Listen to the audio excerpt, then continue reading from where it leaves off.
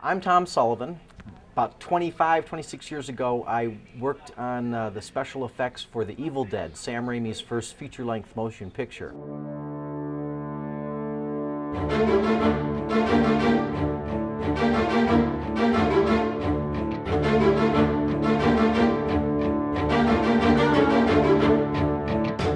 He was 19 at the time, I was 25, and I was responsible for the makeup on the actors, the monster makeup. They were left to their own hero or their normal makeup. I'm no good at that, I can just wreck them. I was responsible for creating the props, the Book of the Dead, the dagger, and all the lots of other little incidental things. I was the uncredited, unpaid art director. I did the designed, created, and executed the stop-motion animation, the clay animation finale. I'm wearing the gloves that burst out of people at the end of Evil Dead, so when you see them throwing intestines and stuff, that's me. And I created a couple of posters for it, just so when we went to our early premieres when it was called Book of the Dead, we had something that looked, you know, hey, you're going to see a movie, you know, and there's stuff behind it.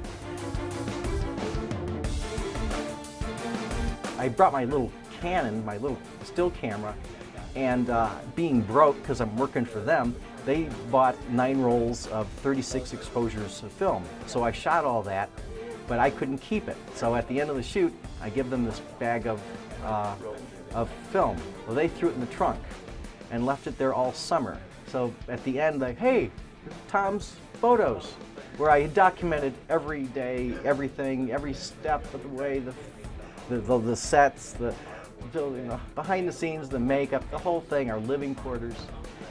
And they developed it. It was like a $350 photo bill, and each photo was black because the heat had just destroyed the film. So for 3 years, I like it too is to tell people I worked on a movie, but I didn't have a photograph really, other than like some of these, like this, of what the house looked like. That was the last reel. And I had one shot in there, but I think it missed. And I was trying to photograph myself because I looked so drained and ill and sick and pale, and I cropped off my head by accident, so I don't know what, I can't show how I suffered from my art. Somebody asked me what it was like working with Bruce, and I thought about it for a minute, and I don't think during Evil Dead 1 and 2 we said 50 words to each other, because back then Bruce was an amazingly shy guy, and you know, today you can't shut him up. But back then, you know, he was just shy. When he needed to perform, he was on. You know, and he's an amazing trooper.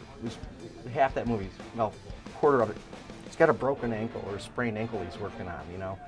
And the cold was miserable for everybody, and the food was crappy and all this other stuff. But, you know, that's pretty much par for low-budget films. Everybody's working for peanut butter and jelly and that kind of thing.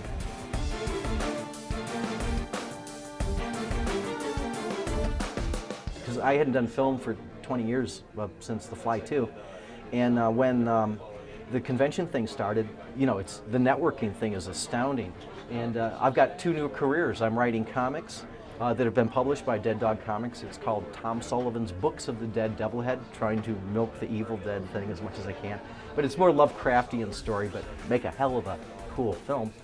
And I'm acting in films. I'm astounded how many folks come in the door, and I ask everybody, you know, are you a filmmaker? Are you creative, write, direct, art, anything? And for almost everybody's got something to say about that.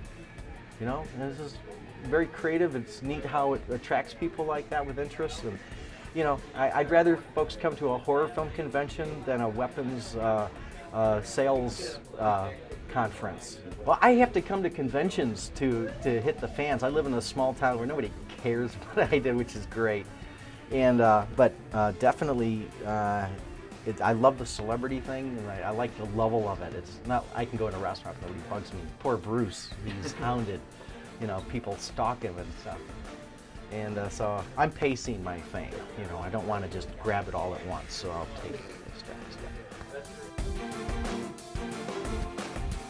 step. The best advice I ever heard about, well, pretty much life, is from Joseph Campbell, the scholar of mythology and world's religions, and he said, follow your bliss. It's basically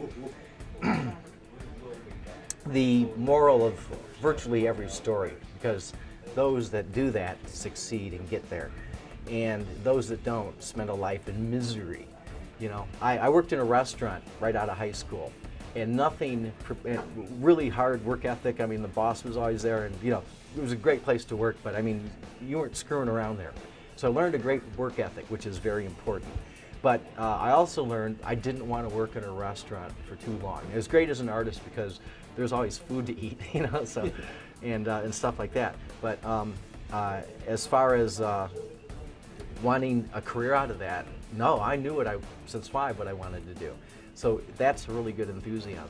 So you got to do what that little voice is telling you to do.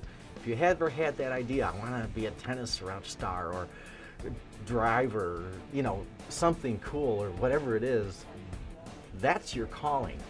And that's when you start your journey. And as an artist, I didn't really have a lot of formal training.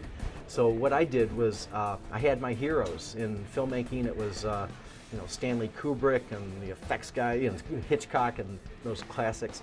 And then there was Ray Harryhausen and Willis O'Brien, the stop motion animators, and you know, but tons more fellas. And in artwork, Frank Frazetta is the man, and he does these fantasy things of Conan and Tarzan and all these amazing paintings and stuff. And that's the level I wanted. So I kind of figured out, what did Frank Frazetta have to learn to do this? And I thought, well, he studied the masters, he learned anatomy, he learned painting techniques and illustration, you know, formulas and all this other stuff, and a great sense of detail. He had a good eye. So I had a long way to go. And so I'd started coming to horror film conventions. I remember back in '72, I went to one in Jackson, Michigan, and met Michael Kaluta, who's an amazing, he was a DC artist at the time doing The Shadow, which is still considered to be a classic. It's one of the best comics ever produced. It's just beautiful. And I had my portfolio, and I was a little shaky little kid. I'm terrible around celebrities even today. And Mr. Kaluta, would you mind if you took a look at my portfolio? I was really that bad.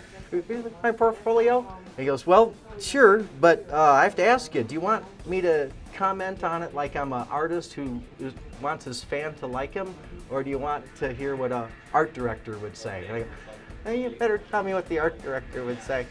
And he let me have it. I mean, it was polite and gentle, but he said, well, the figures.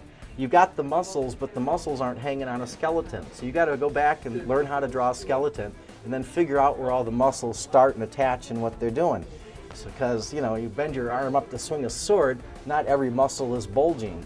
You know, there's some artists who do that, but it looks frozen because that's what the pose you'd be in. Frazetta knows exactly what muscles are relaxed, what muscles are tensed, and so you get that feeling of motion. And, you know, that kind of level of stuff, that detail that people react to in paintings. And the same is true in film. It doesn't matter how much fantasy is in a film. If you don't recognize the characters as human beings, if they're not behaving psychologically like you would, or you know, you could relate to, you've lost them. And it's like that in film or art or anything. The stuff's got to go pow. The stuff has to entertain and tell a story.